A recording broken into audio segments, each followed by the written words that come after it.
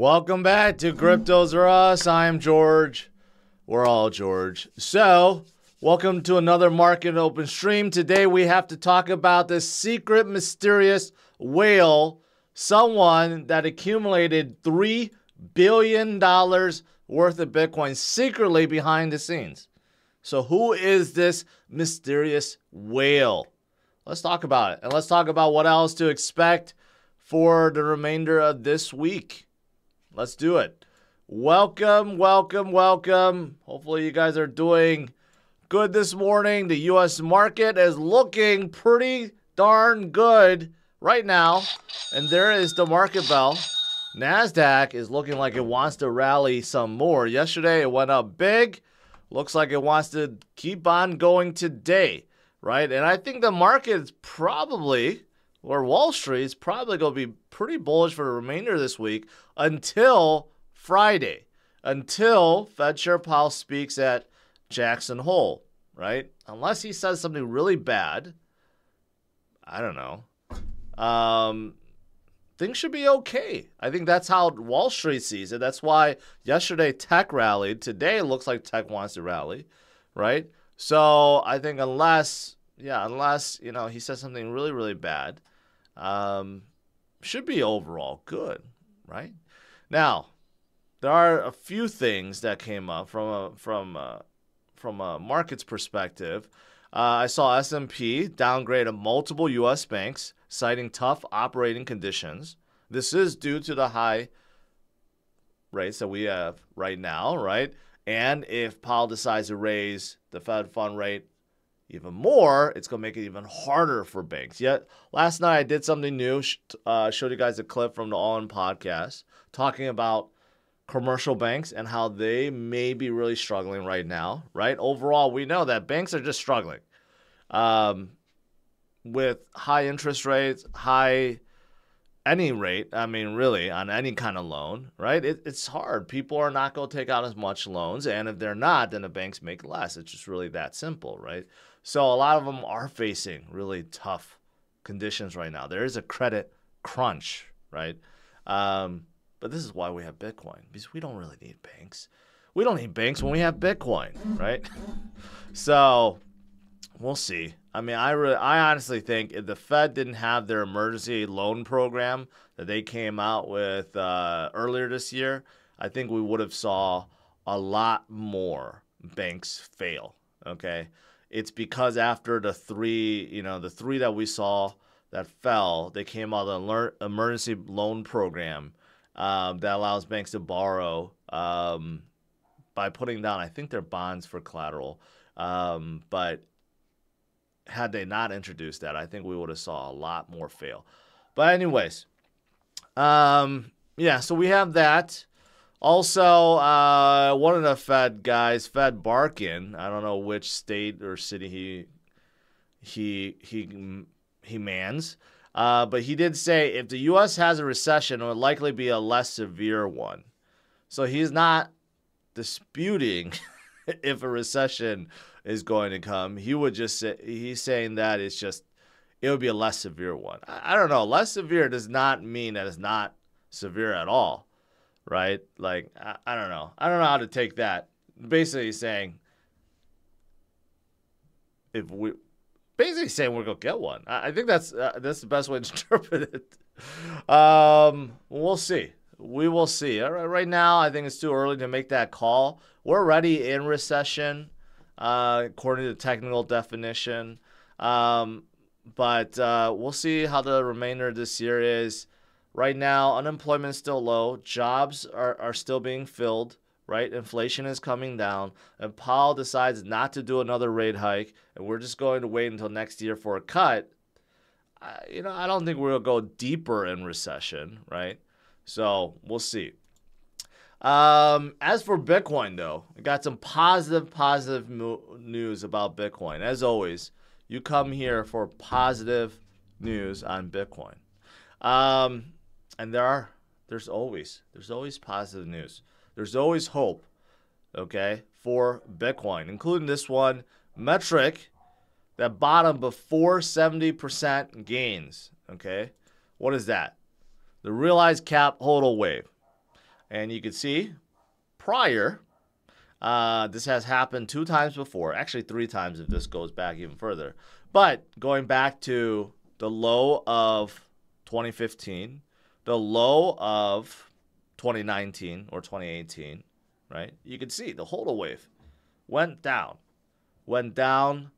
and then it found a bottom, and then it started recovering, right?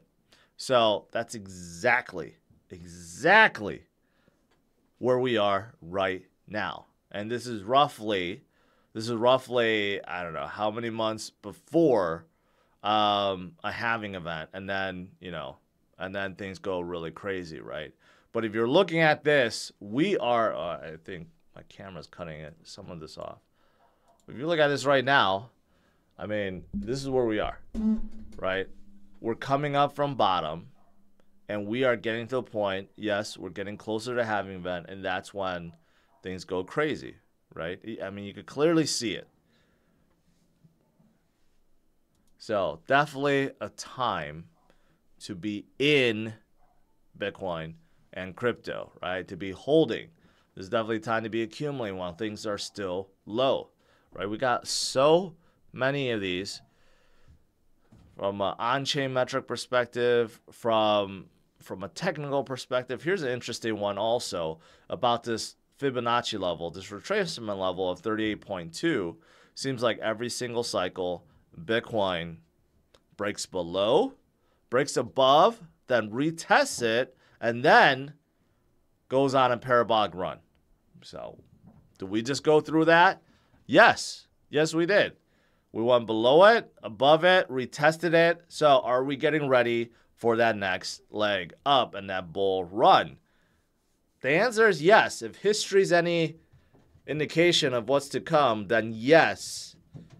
Okay, we have started that bull run, and we're getting closer and closer to the point where the parabolic run starts, and that is less than a year away. In fact, about 6 months away, because that's when the halving event occurs. And within the next 6 months, we're going to see a lot. Another rate cut, or the very first spot Bitcoin ETF get approved, right? We're going to see a lot within the next 6 months. So, all bullish. Very bullish. Very bullish indeed. And this is, again, using history as an indicator. I'll look at what has happened before, right? These are all the previous years when we have, we went through this pattern ascending wedge, and then what happened after when we broke out, right? Well, look at all the times, right? Substantial gains. So, pretty good. Looking pretty good, guys. I know sometimes it's boring, sometimes it's scary, sometimes there's too much FUD out there, and you don't know what to think. Again, that's why you come here and realize that we're okay. This is the time to be holding, the time to be accumulating, time to be focusing on the future, right? And that's really it, the ultimate strategy. You don't have to do anything fancy. And then later on, you go thank me for helping guys get through it, and you'll be better for it, right? That's how it works when it comes to Bitcoin investing, and I think that's it. All right, what else is there? Let's talk about this mysterious Bitcoin wallet. This is now the 3rd largest wallet on record. The 3rd richest Bitcoin holder, okay? In a matter of 3 months. 3 months. So someone has been accumulating. Now, I did see this morning, this is what it looks like, right? This started roughly 3 months ago. Now, I did see this morning, Investing.com and others reported, or You Today reported, that it's Gemini, okay? Gemini is the one that's been sending Bitcoin to this wallet address. Okay, but who are they sending it for? Okay, Gemini doesn't just remove about $3 billion of Bitcoin from their cold wallet to this new hot wallet for no reason. They don't just do that. If they were just transferring internally, right, it would actually be really hard for people to notice. But they're transferring it from like a cold storage to a hot storage. So they're doing it for a reason, right? I'm thinking they're doing it for someone. Someone's been buying OTC. So they've been slowly, they don't have enough to just all of a sudden give out. So someone's been buying and they've been like slowly taking it out and putting this new wallet. So the working theory is that this started exactly 1 month after BlackRock's announcement for their Bitcoin spot ETF. So I think the working theory, and I think it makes sense, that this is actually BlackRock. BlackRock needs a whole bunch of Bitcoins in order to offer their spot Bitcoin ETF, okay? That's how spot Bitcoin ETFs work. That the fund company that's offering it must hold the underlying asset. So in this case, Bitcoin. That's why spot is different than futures ETF. Futures is all cash-based. So you don't need to hold any underlying asset like Bitcoin. With spot, you do, right? So it makes sense that BlackRock is working, and you know, this is just with one exchange. Maybe they're working with a lot, and people haven't found the addresses. I don't know. But I don't believe that Gemini is just moving $3 billion, you know, into this new wallet for fun or for whatever, you know, internal reasons. No, it's probably due to someone buying it and they're moving it. It's really that simple, right? And it just makes sense. The timing of it makes sense that this is for BlackRock. I could be wrong. It could be for someone else. It could be for some other big entity that we don't know. You know, I don't know. But, man, who has $3 billion to just like, you know, who has $3 billion that they could just use to buy Bitcoin on a spur of a moment like this, right? It's kind of wild. It's crazy. It's crazy. Yeah, but speaking of Bitcoin ETFs, it's not just, of course, BlackRock that's getting involved. A lot of others are getting involved. Someone mentioned yesterday that Grayscale's Bitcoin ETF decision. There's another one that's roughly 10 a.m. today, Central Standard Time. I don't know if this is going to get approved. Probably not. SEC will probably push back. Like they always do. They'll just keep pushing and pushing and pushing until they can't push anymore. And then they have to let someone get approved. Probably BlackRock. If I had to guess, it would be BlackRock. But this is also something that is in the works. I mean, there's so many that's trying to get a spot Bitcoin ETF approved. And also, Grayscale themselves are hiring for their ETF team. Interesting. They have no ETFs right now. Yet they're hiring people for their ETF team. So do they know something that we don't? I don't know. Maybe they just think it's going to come. All right. Last few pieces of news. I saw for Solana fans, Phantom Wallet launches a sign-in with Solana feature. One-click user authentication. Basically, using your wallet address, you can sign in. Interesting. I don't know what other dApps that exist on Solana, but if everyone adopts it, that'd be cool. Pretty interesting. You do have to share your, wallet address with all these dApps then, if that's the case. But it's a cool feature. Like there's a lot of cool Web 2 features that could definitely help Web 3 dApps, So this is one of them. That's pretty cool. And then also Cardano, for Cardano fans. Cardano now is the king of development activity. So if you look at this, Cardano, number one. Then you have like Polkadot, Kusama, Hedera, Chainlink, Status, ICP, Vega Protocol, Cosmos, Aptos. This hard to believe that they're so high in development activity. For example, Polkadot, Kusama, I don't hear anything ever on those two chains.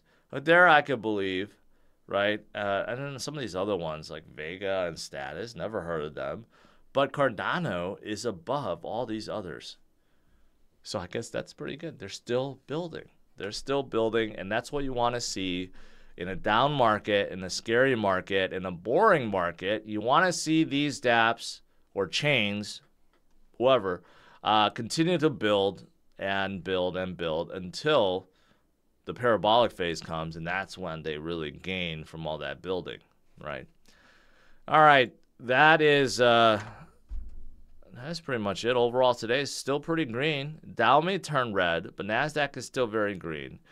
Yesterday, Tesla went on a crazy run. Today, they're still up. And what is Coinbase? Let's check Coinbase real quick. Coinbase is about even.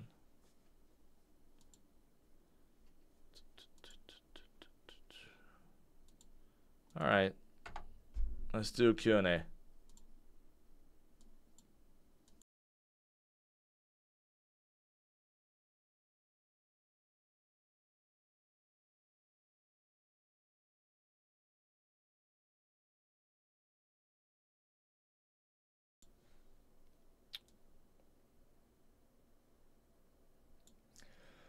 All right, scrolling up here, Stoner Trivia says, I'd like to retire in 2025. I bet a lot of people will retire after 2025.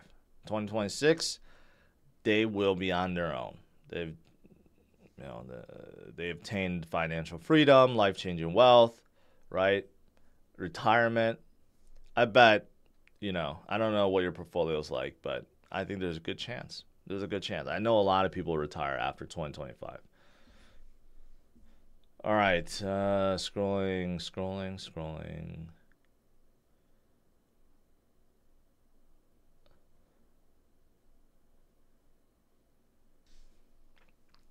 Why would someone buy a spot Bitcoin ETF instead of just buying and storing their own Bitcoin? If you're a large company, think about it. If you're a CEO of a large company, do you really want to worry about buying and storing and securing Bitcoin? Some will. Some like MicroStrategy, they don't mind.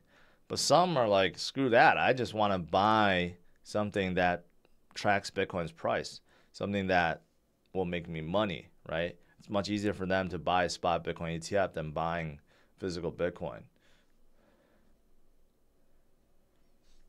Johnny, morning. Just DCA'd into BDC for my birthday today. Congrats. NMCT, do you believe in a pretty bold FUD on Binance and Twitter? The answer is no. That's it. When it comes to FUD on Twitter, 90% is false. Especially when it comes to Binance FUD, it's 99% false.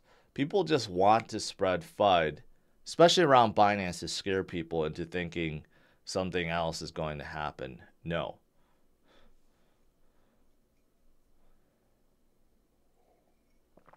Joseph, I love to retire by 45. That's a good goal. That's a pretty good goal. Ambitious goal, but it can happen with crypto. The easiest way, in my opinion, to make the largest amount of money in the shortest amount of time is through Bitcoin and crypto. There's nothing else that comes close. Unless you're being really, really, really risky with a lot of like risky leverage or option calls that could wipe you out. Sure, those can make you more money faster, but they're super, super risky, right?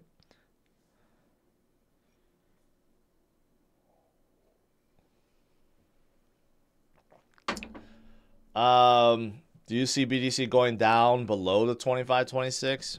It could happen. We have some bad macro news, but if not, no. If you look at like the daily indicators, like the RSI, for example, it's in an oversold level right now. 4 hour, very oversold. So there's no reason for Bitcoin to go down further unless there's some kind of scare. Like on Friday, Powell says something scary about more rate hikes and stuff like that. Something like that.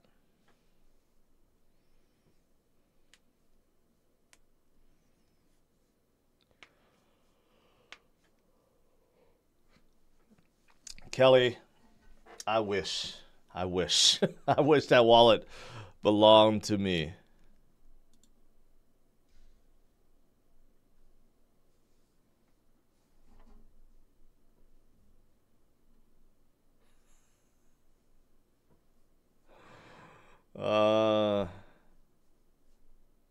If you have 1,000 euros, what would you get? ETH or ADA? One, I would pick ETH.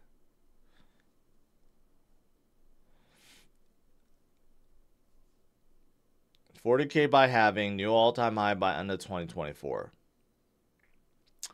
That's probably the most likely, or the new all-time by end of 2024. I think I totally agree with that, 100%. 40K by halving, that's a very, very, very conservative guess.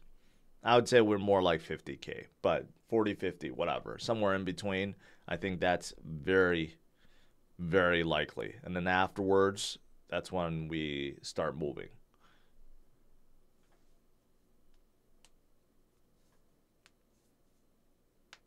Don, you're welcome.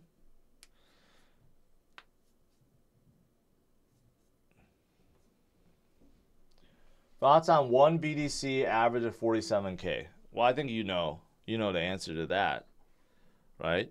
You start DCAing, bring your cost average down. Bring it down from 47K. Bring it down to 35K or 30K. It's not that hard to do. Just do it over time. Take advantage of these low prices. It helps you, bring the cost average down even faster, right?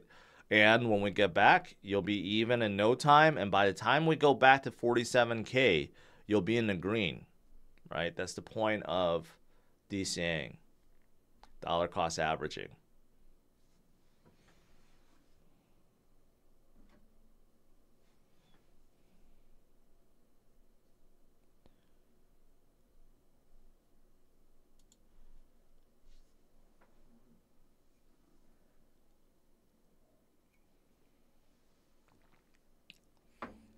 Jolamas, I went out to dinner last night. Boston suburbs, and it was packed. All restaurant shops we walked by were the same. On a Monday, the consumer is strong. It's so strong, I don't see a bad recession thoughts. I agree with you.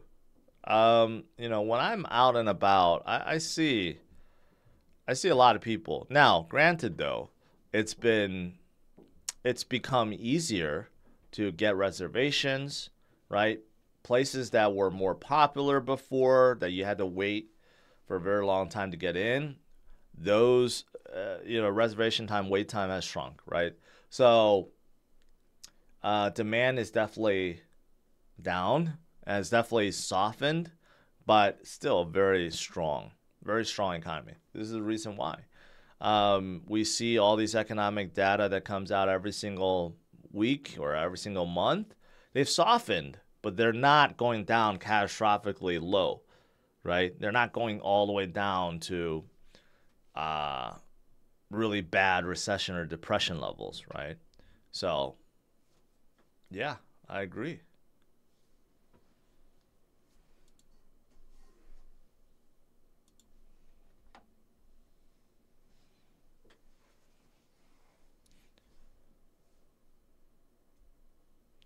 Why does this always reset? This is annoying. It always resets on me. This looks better.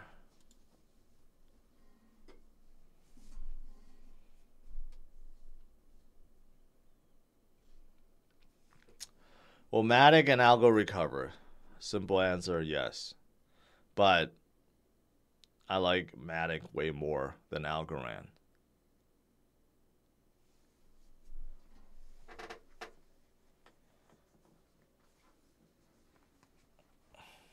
Alberto, all the bleeding will stop. Just DCA enjoy the price cut. That is right. The Douglas Lance says credit card debt is highest it's ever been. I could see that. A lot of people live paycheck to paycheck. In fact, you could argue a lot of people don't just live paycheck to paycheck. They're living in basically debt. They just keep borrowing more. There's good debt and bad debt. Okay. Anyone watching right now, if you have a lot of credit card debt, So this is my Dave Ramsey's. This is my Dave Ramsey impression. If you have a lot of credit card debt, you need to pay that off immediately and fast, and do so before you start investing. Because credit card debt is no good. It will rob you. It's chaining you more to the system. What you want to do is attain financial freedom, right? So that you can break out of the system. You can break from the chains of a 9-to-5 job and do whatever you want. But credit cards and their debt, chains you further down in the system. So it makes it nearly impossible to break out. Those interest fees, those interest rates on the credit cards are like 25%. And, paying just the bare minimum every month, it'll take you like 30 years to pay it off, right? So you rather put any extra money you have, pay down those debts, get out of your credit card debts before investing, right? You don't want that weight. You want to remove that weight. There you go. That's my Dave Ramsey impersonation.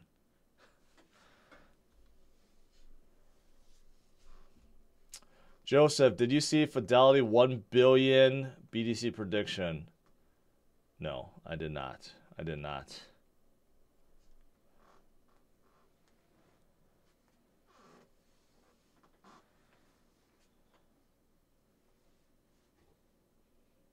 Matt Ford, see, that's the thing. I don't like when people have that thought process. Matt Ford said, I have a 22-month, zero-interest credit card that almost maxed out, but I knew I have almost 2 years to pay it off. See, I don't like that. If you use that for good reasons, okay, maybe. But if you're using that for reasons like I could just buy whatever I want and not worry about paying any of it off until 2 years later, ooh, that's how you get in a trap. And that credit card, depending on how much limit you have, could be like 20, 30, 50K. Again, if it's for good reasons, okay, and very rarely are there good reasons to be maxing out credit cards unless it's for good reasons. If it's for like just random shit that you want, that's a horrible mentality. You should break out of that.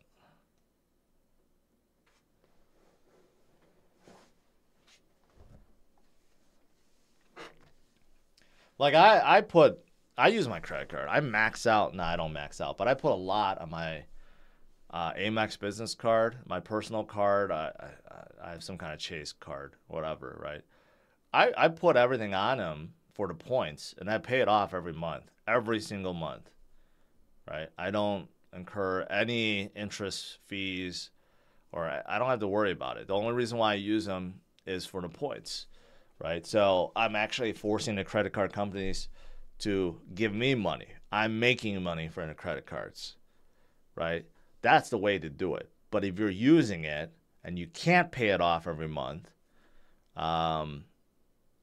it's going to lead to bad things, really bad things. And trust me, I know. Before I made my wealth, I was the same way. Had a lot of credit card debt, especially after the last housing bubble after 2008, 2009. Took me forever to pay those off, and student loans, right? But slowly paid them down and paid them off, and now I don't have to worry.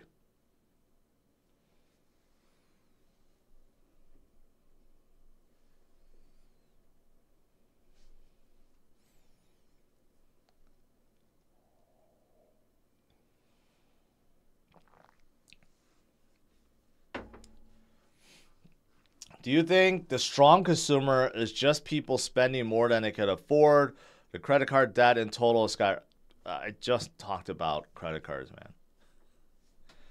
man. No, I don't think just because people are spending on their credit card is simulating strong consumer.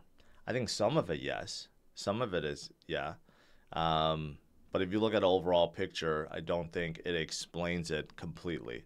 I think there was just a lot of money handed out, and people are able to use that money to buy things, right? Not everyone spent everything that was given. Some did, some didn't. So I think a lot of it has to do with all the forgiveness and money that were handed out over the years. But some of it could be due to credit card spending as well. What's the best hybrid SUV with the most room? Probably the Grand Highlander. It's really good. It's really good. If you get the Hybrid Max, it's a really good SUV. But it's a big 3-row. So that's assuming if you're looking for a big 3-row. Coinbase down a little bit. Ooh, we might flip into red today.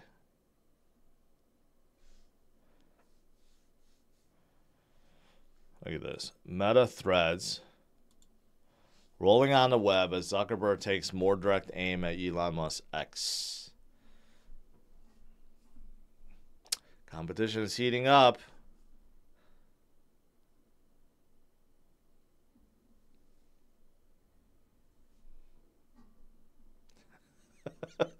Dave Ramsey says you don't get rich on Visa points. Well, that's true. You don't. But why not make money off the credit card companies, right? That's the thing. Rather than help them make money, you make money off of them.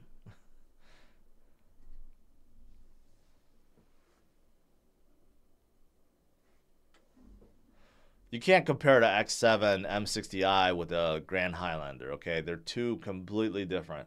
If you're thinking about an X7, I would say look at a GLS. GLS, in my opinion, GLS 580 is better than an M60i. That's just my opinion, although they're pretty close. In terms of Grand Highlander, it competes with the likes of the Telluride and the Pilot. I love the new Pilot. But it's not that powerful. It's not powerful at all. The Grand Highlander with the hybrid Max engine is actually very powerful, very fast, drives well. So it really depends on what you're looking for. Yeah, I know Dave Ramsey hates crypto. He pretends like he's never heard of it. Every time someone asks him, he pretends like in his, like, you know, however many years he's been on air, he's never heard of it, which is a lie, because there's been many clips of him talking about Bitcoin over the years. Yeah, every time someone asks him about Bitcoin, he pretends like, oh, this is the first time I've heard of it.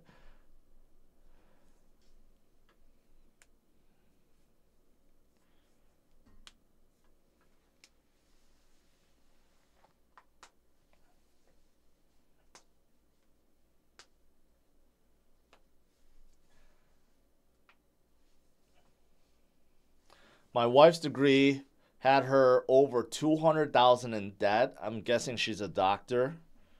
Crypto literally paved the way for us to life without the pressure of the creditors. Congrats. Congrats. I know there's a lot of doctors, after they're done with school, they're 200, 300,000 in debt. That's like a lot to get out of, right? And a lot of doctors do make a lot of money, but surprisingly, a lot of them just carry their student debts for like 20 or 30 years. It's a lot. It's a lot. Did you finish watching My Rich Life on Netflix? No, I got through like 2 episodes and then lost interest. I'll probably still watch it again, but Billions is back on Showtime, by the way. Billions is an excellent show. I love that show. All right, to conclude, today, you know what? We'll see. It's a mixed day. Started in green, a little bit less green, right? You know, Bitcoin is going to do its thing, right? Continue forward, but there's a lot of goodness to it. A lot of on-chain metrics, a lot of technicals, right? Fundamentals that show that this is definitely a time to be in, not out, in, and accumulating, right? Like this mysterious whale that is now the 3rd largest Bitcoin holder after 3 months. Who is it? Is it BlackRock? Is it someone else? I don't know, but that's a lot of Bitcoin. So don't let these guys, don't let these mysterious whales take everything, okay? Make sure you get some for yourself before it's too late or too expensive. So smash the like, subscribe to the channel. I'll see you guys tonight, 8:30 p.m. Central Standard Time. All right? Have a good one. Take care. Bye-bye.